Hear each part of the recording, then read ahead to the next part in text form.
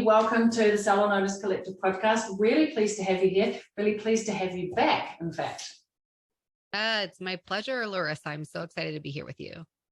Well, it's been a couple of years, so for those that don't know who you are, why don't you do a little bit of a, who's Katie? Where did you come from? What do you do now? Where do you live in the world? Like, who's who in the zoo? Who's Katie? Hey, everybody. Well, I'm Katie Whitledge. I am the founder of Maya, which is the new Meet Your Stylist. It didn't start that way, though. I actually started off in the beauty industry as a hairstylist. And once I got behind the chair at an amazing salon, my clientele grew very, very quickly. I ended up being double and triple booked and really struggling to meet the demands of how much growth I was having. And the space that I was at did not have the room for an assistant. It just wasn't built out that way. And so it was either go into my own booth rental or start a salon. And so I started Be Inspired Salon. I'm located in Madison, Wisconsin in the United States. So Be Inspired Salon started with a humble team of 2 stylists besides myself. Neither one had clientele.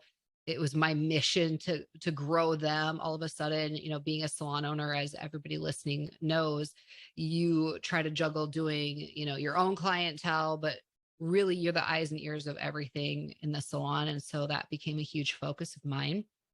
And so that team has expanded to over 20 team members. We've expanded our brand 3 different times. We're a 7-figure business, recognized as a top 200 salon. We're also recognized as a Wisconsin Bride Salon Best for Bridal Hair and Makeup, Best in Madison type of thing. So it's really been a cool brand and team to grow. I love the people that are a part of it. And that kind of running a salon kind of led to my solving my own kind of struggles with helping them grow a clientele and helping them build their perfect clientele, people who actually they love to work with. And that really led to me launching what most people recognize as Meet Your Stylist, and is now Maya, which I know we'll get into in a little bit. But then I started Beyond the Technique podcast. So I love being in this seat with people like you, Larissa, who we can just talk about growing beauty businesses and really working to deliver the best advice and insights for people who are in the grind, because this is not easy, but it's so rewarding and so fun to be in the beauty industry. So I love it. Everything I'm doing is drinking beauty and wellness Kool-Aid, you know, all the different channels that we have going on. And it's been hard. There's been very challenging periods. Of course, we've had the pandemic. This was crazy. And just coming out and through that, seeing like new hope and new ways to grow and new ideas that we can launch for our businesses is really exciting to me. And amongst all of this, Katie, you also are growing not only a business or multiple businesses, but you also have a young family, like new babies. Yes. So I have a 5-year-old son. His name is Nash. He just started kindergarten. He's very independent, getting on the bus himself. It's another level of, it's very cool. And then we have a 5-month-old baby girl. Her name is Veda May Whitledge, and she is our dream girl. Super happy, always smiling, chubby, squeezable, kissable. Very chill. And we're just like super thankful for that, because there was a bit of a gap between the first and the second one. And by the time this launches, I will be 40 years old. So we are done having kids, ready just to enjoy the family that we've had, you know, been able to build, which has been really cool. And yeah, it's a lot, but it's also very fun. I think growing a family, growing a business, and growing 2 businesses, like it is a lot. So I take my hat off to you, and to still be chilled and laughing and smiling, I think well done. One of the reasons that I wanted you to come today is my observation in this, it's not even, I want to say, this new era of social media. It's not new anymore. This is the era. This is what we do. We're pretty good at it as an industry now, I think. But I notice that often people will say to me, I've got a great following, I'm really good, I'm posting, you know, and I have high engagement on my social media. I don't need a website. And I kind of it kind of goes, oh no, I think this isn't right. I feel like social media is when we, on a Friday night, we go down to the pub. That's what social media is. And if you're going to, excuse the crude analogy, bring somebody home to get married, aka become your client, they need to come back to your house. I feel like your website is the house. You want to see that this is a real person that really exists, and it kind of authenticates you as a person or as a brand, right? And so I think, oh, this is such a missed opportunity. And we were talking just before we pushed record, like, this is super important and a primary piece in the marketing, but I feel like so many people get it wrong or don't put enough importance on it. So I'd really love your expertise. This is something that you have really nailed. So please convince us, why do we need a website, and what are we doing wrong, and what should we be doing instead? Oh, if you don't have a website, I don't even know. We got so many steps before we can talk, really, because it is so important. And as we all are feeling, competition has really heightened in our industry. And I think it's because a lot of individuals have gone kind of out on their own.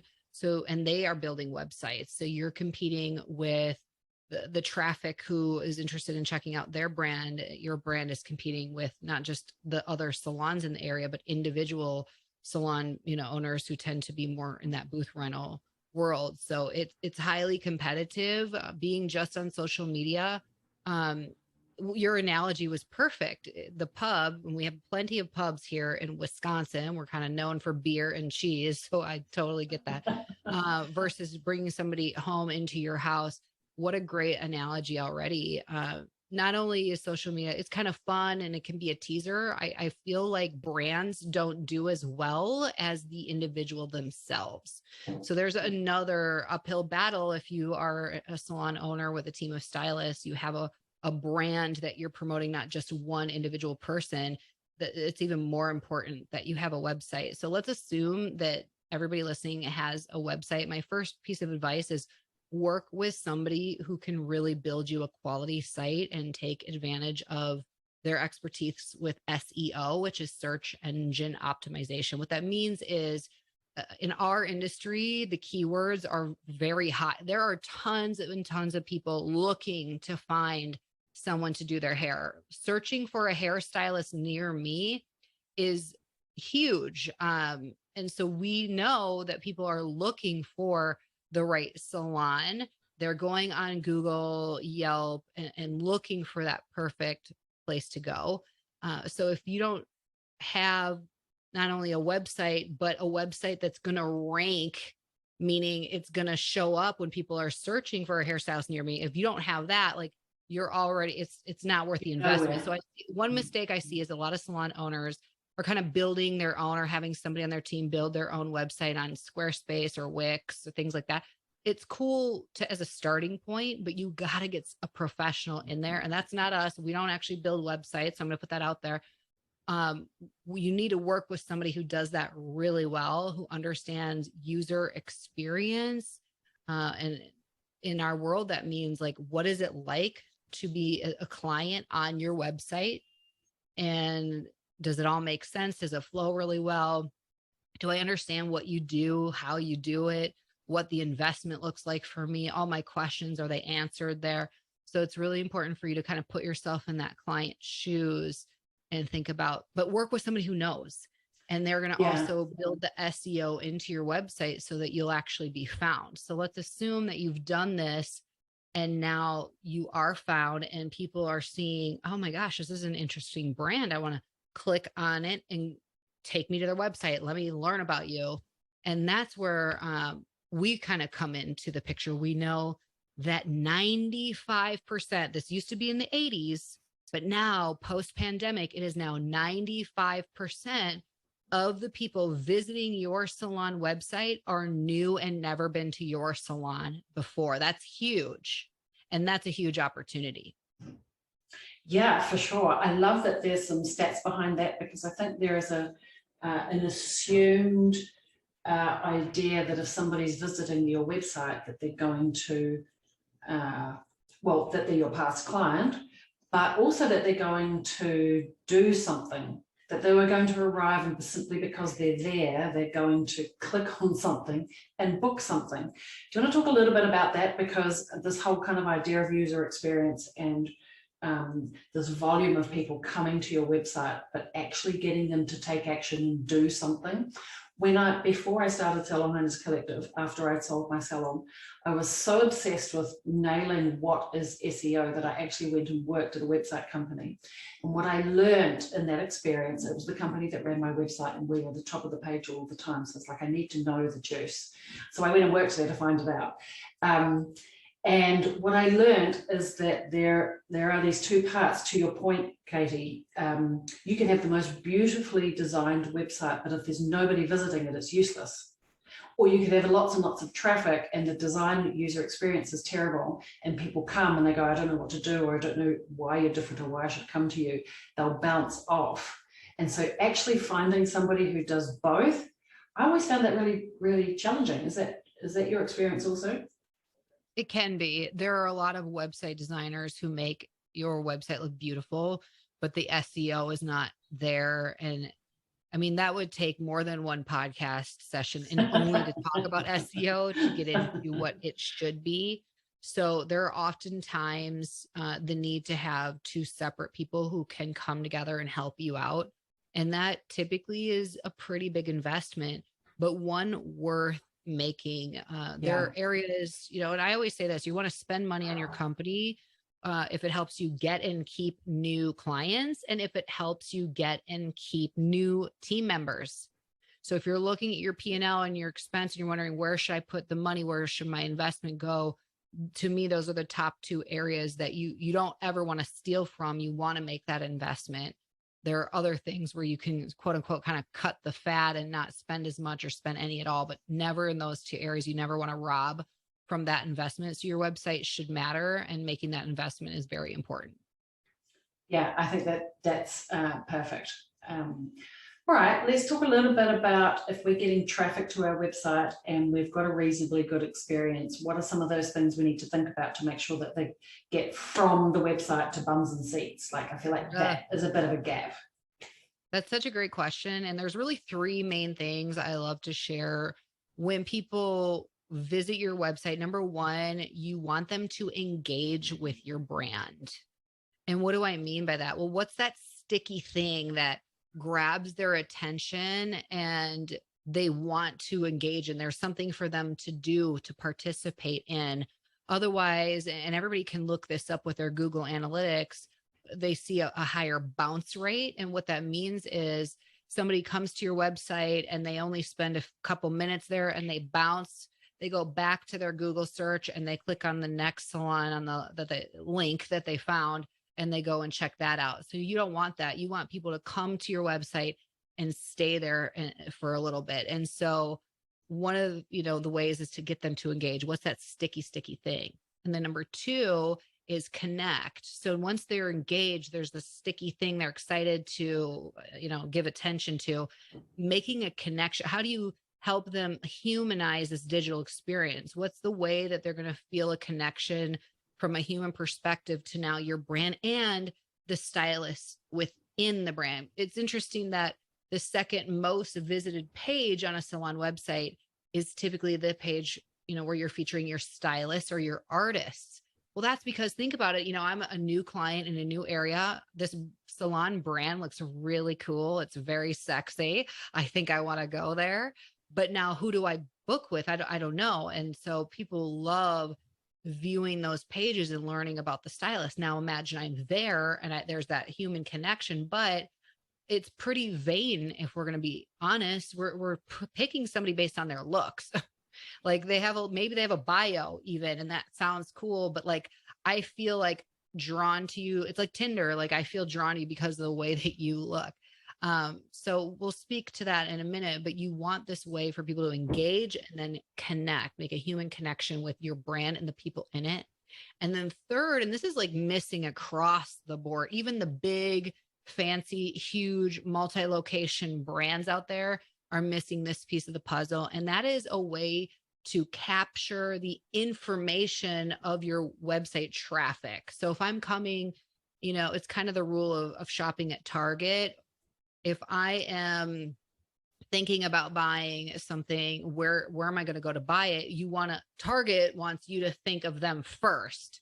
So imagine somebody's visiting your website and maybe you're not quite ready to get your hair done. Maybe you're new to the area and you literally just need to find at some point the salon and stylist you're going to, but you don't need to get in quite yet because you just had your hair done right before you moved. So you're kind of fresh. You don't need it yet. You probably need it like 4 or 6 weeks. So what's that way for when I come on your website, not only am I engaging, I'm connecting, but you're capturing my information. So, Katie Whitledge, here's my email, here's my phone number. Now I can start what's called nurture marketing to you. I can nurture you and market to you until you're ready to buy, and then you'll think of me. There's very few sites that have a way to capture somebody's information so that you can encourage, hey, Katie, come in. Here's a $20 gift to visit our salon, or at your first visit, here's a complimentary product that you get to choose of your choice, different, but we don't even have that opportunity because we don't have a way to capture their information on the website. Most people are not doing that. So of course I'd love to share how Maya kind of solves all of this, but let's just start with that. There are ways that you can do this without Maya. I don't think they're as effective. We have data to support that, but those are important key takeaways that you want to consider is, gosh, if 5,000 people are visiting my website, how many of them are actually coming in? Like you said, butts in the seats are actually coming in to do business with us. It's kind of like you said, if you spend all this money on a beautiful design and SEO, but you don't have a way to capture their info, this is also a mistake of investment. So it's a very important part of the puzzle. Kind of like having a party and but you forgot to invite any guests. Like nobody's at the party. You're going to invite the people into the party. So I've got a couple of questions for you. I'm assuming, in terms of that first engagement or activity for people to do, video's got to feature high on the list here of things to get involved in, quizzes. Like what are the kind of things that we want our potential guests, traffic, visitors to be doing? Well, if I may, Maya is your tour guide to finding your perfect stylist, barber, or esthetician. When I say your clients, your future prospective clients, because really at the heart of it is they want to really connect with that person they're coming to see. We all know that you don't get a second chance to make a first impression. So if a client comes in and you don't click with them, they won't come back to not just you, the whole salon again. One of our biggest fears, just as people, as humans in general, is the fear of rejection. And so because I have that fear, I actually also worry that I don't want others to feel rejected by me. So if I come to a stylist and it's not quite there and not quite right between us, I have this fear of coming back to that salon again, because God forbid I actually run into that stylist and they see me and then they know I didn't come to them again. And I don't want them to think I don't like them. And these are the things going through the minds of clients. So it's a really missed opportunity when we spend all this advertising and marketing and dollars only to have a client come in and then never come back again. So it's imperative that we get that match made correctly the first time. And this is what my passion is. It's social psychology, brain science, and behavioral economics. Essentially, it's why people buy the way they do and who they do business with. Why do they choose who they tend to do business with? And so the algorithms built within our matchmaking process, this is kind of like eHarmony, is connecting those future prospective guests that are visiting your website. They're going to go through our survey. They're going to get matched with their top 3 stylists, barbers, or estheticians at your salon. And that is going to help them convert and become a new client. And they are matched based on all behavioral aspects. So personality profiling, love languages, lifestyle preferences, and values. We're kind of really getting into the heart of who people are and why they love because we know if a client loves their stylist, how long do they stay? forever, right? I mean, unless something goes awry, they are going to be with you for the long haul. They're very loyal to you. And we want to make that connection quickly. So that's what we do. Meet Your Stylist is a conversion. It's connections that convert. And if you think about people taking Meet Your Stylist or Maya, the new Meet Your Stylist on your website, we are converting 35 to 55% of them into new clients. So a moment ago, I spoke about offering like, here's a $20 gift to come in and have your hair done, as a new client opportunity or offer. We'll or Maya, look at me. I'm like the new brand. I'm going to say this over and over. So Maya is going to help you actually keep that acquisition under $7.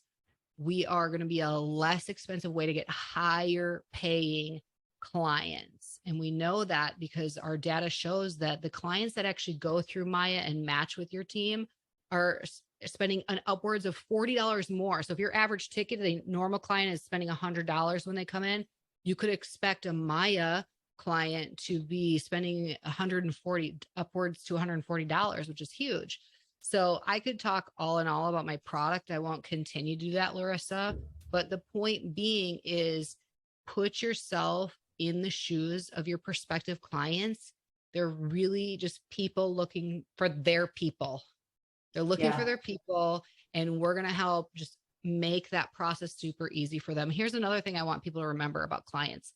It is a fact that people are more scared to see a new hairstylist than they are seeing a new dentist. Let that sink in for a second. Yeah. So how do we kind of eliminate the fear of their first visit?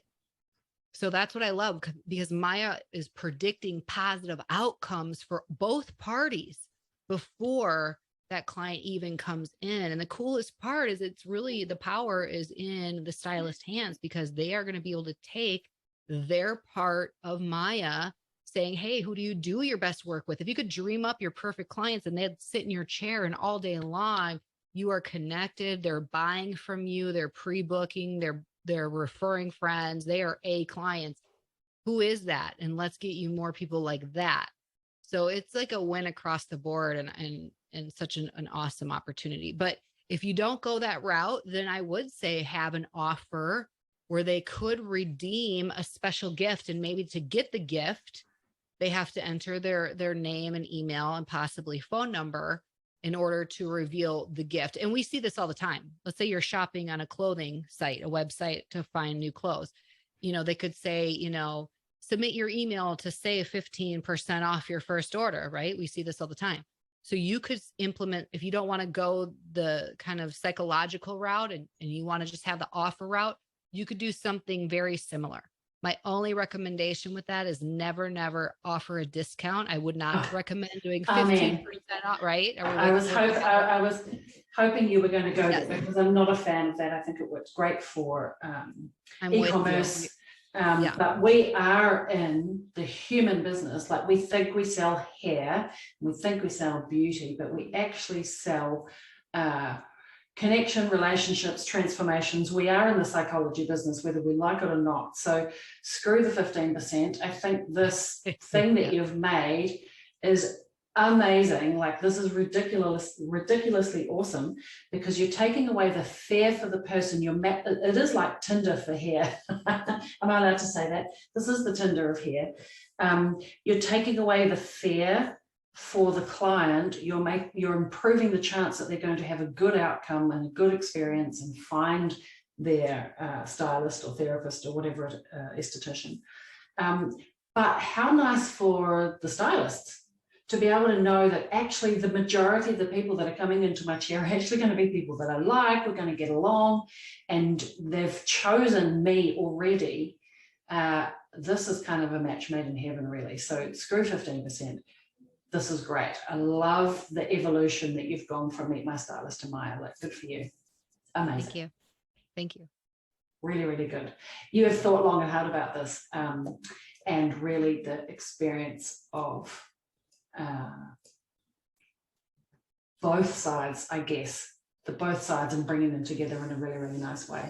And I actually think, like, the client that's going to you might, let's just go back to the 15% pop-up thing, which, you know, is a reasonable strategy. But if you think about the people that are going to engage in that, want the 15%, and the chance of them coming in or then using it, the demographic of that person versus the person that takes the time to run through this analysis and is seriously looking for somebody, you might have less numbers of humans that go through that, but a higher number of people that actually turn up in the chair and become a long-term client, versus you might get hundreds of people filling out the 15% thing, but only a tiny percentage of them actually turn up, and a tinier percentage of them even come back more than once. So it feels like smart maths to me. Well, I appreciate that, Larissa. You know, speaks to me. And the Tinder part, you know, people still see the visual of their top 3 stylists, but if anybody's watching Netflix nowadays and there's a show like Love is Blind, you really do go through this, you know, you're just putting your heart out there. Here's what I connect with, here's about me. And then we're saying, great, if this is about you, then here's who you match with. And right from their match results, they can click to book online right through our system. So it really is an awesome way to, you know, the ultimate funnel for getting those new clients in the door. And imagine taking every post you do on social media right now. And let's say you're saying, wow, look at this rich chocolatey brunette by our stylist Larissa, right? And then you could say, wondering if Larissa is your salon soulmate? Click the link in our bio to discover if she's your match, you know, and you could have that as one of your landing page links in your link in bio. You could have, you know, your matchmaking opportunity for them right there. So it really can become like this powerful sales funnel process and call to action for social media. There's so much that can be done, Larissa. I mean, how we even attract people who have left. Think about the stylist who leaves for booth rental and what happens with all their clients. Can you have a chance of getting those clients to see other stylists at your salon? Well, the answer is yes, if you give them the opportunity to see who else they are matched with here, who would be a great fit for them besides that person they've come to know and trust. That's a big deal. And so there's just a lot of ways this can be powerful for people. But I don't want to be overwhelming. Let's go back to, you know, if you do not do this process, like you want to have this engaged, sticky way of connecting and capturing info, instead of 15% off, you could do the $20 gift at a first visit type of thing. So there are ways to make it a value proposition without devaluing what you do. Those are still options for you. I like that. Just before we wrap up, I just want to touch on something that you said and just kind of extract it out, because I think it's really important. I don't know that you necessarily said it on purpose, but I think the way that Maya is positioned and the way that you've positioned this matchmaking experience, you've really covered the me focus. I'll tell you what I mean. I think too often when we're in our salon and we're trying to grow a business, we become very owner focused or very business focused, and it can come out in our language, and we talk about ourselves. We are really great and we have won awards and we do good here and we have a good service, and we become very and our marketing becomes all about ourselves, and we try to convince people because we're so good that they should come to us. But in fact, what we're doing in this experience is that we're turning it around to be about me, the client, being in the first person now. You know, me. Who am I as a person? Who am I going to be matched with? Is that salon going to serve me? Because any given consumer or customer, when they're looking for a service provider, really is just trying to solve their own problems. And in that moment, they're very self-centered. We're all very self-centered as humans, actually, but they're very self-centered and they're wanting to solve their own problems. So when you come, your marketing comes at them to be about, we're here, you know, to, what is it that you need? And we're going to solve that. That very personalized, I think that is kind of this massive, unique selling proposition that so many people miss. And no, we all over ourselves. It needs to be me about the client. Does that make sense? I know I'm Yeah. flipping between first and third person there, but yeah. No, it makes sense. You want your clients to feel like the hero of their own story. Exactly. And so everything you said makes absolute sense. Yeah. Yeah. Yeah. All right. Well, being a business owner, being a working business owning mum, what's a quote or a mantra or something that kind of keeps you centered, focused, that you can share? Well, there's a couple things. So this is also a book, but it stays in my mind. And it's not the book that I'm going to share in a moment, Larissa, but there's a saying that goes, what got you here won't get you there. What got you here won't get you there. In other words, all the things that you did to get to this point of success or wherever you're at, your growth point, it's not going to get you to that next level. So as entrepreneurs, and here's another quote, we have to be willing to do what others are not willing to do. If we want to get to a whole nother level of our success. And sometimes I think we just get comfortable, and quite frankly, we get scared for change, especially if you've hit success. Sometimes successful people never get to another level of success because they're very comfortable and scared. What does that mean? What will I have to sacrifice? Now I'm comfortable. I have too much to lose. Or there could be your own self-sabotaging behaviors that are preventing you from getting to another level in your company or wherever you're at. And so that is also a book, What Got You Here Won't Get You There. That I think is just important for us to remember, that if we want bigger things, if we want new things to happen in our lives, we are going to have to embark on new things as well. We're going to have to do something different. You could look at it as the other saying of, if you always do what you've always done, you're going to get what you've always gotten, right? So that's another way to look at it. But what got you here won't get you there. So sometimes we need to stretch ourselves, get ourselves out of our comfort zones, and stay out of that comfort zones for quite a period of time in order to elevate ourselves. And I could go on about it, but that's something that sticks in my mind always. I haven't read that book, so let's put the link to that book in the show notes of this episode, and we can have a quiz. Amazing. Were there any other book recommendations before? I know I already only asked you for a quote, so just didn't want to cut you off there. Well, okay. So as I'm entering into my 40s, it's also like a rude awakening. It's just a whole new thing. And I'm not going through a midlife crisis or anything, but after having a couple kids and, somewhat later in life, I know there's women having babies well into their 40s, but it feels different than, when you're in your 30s even. And so one of the things that's very important to me is just taking care of my health and wellness.